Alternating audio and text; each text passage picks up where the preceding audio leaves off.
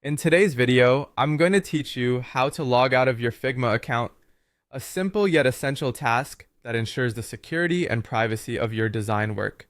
Whether you're ending a session on a shared computer or just doing a little housekeeping, logging out properly is important.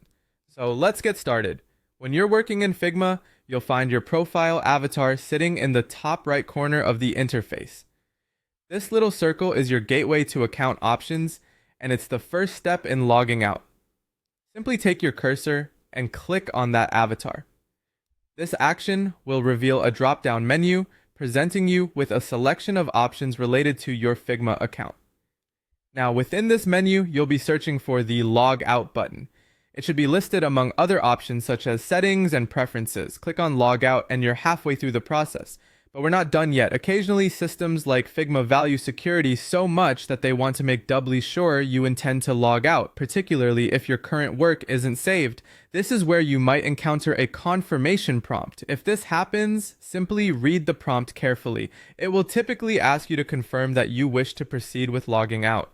If everything's in order and you still want to log out, go ahead and select the option that says confirm or yes. Voila.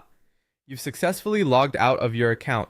This action not only protects your designs from unauthorized access, but also gives your device a fresh start, clearing session data associated with your account.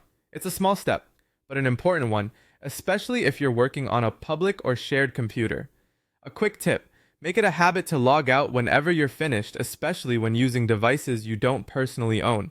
It's a good security practice that can protect your work from being accessed by someone else. And there you have it, the complete process to properly log out of your Figma account.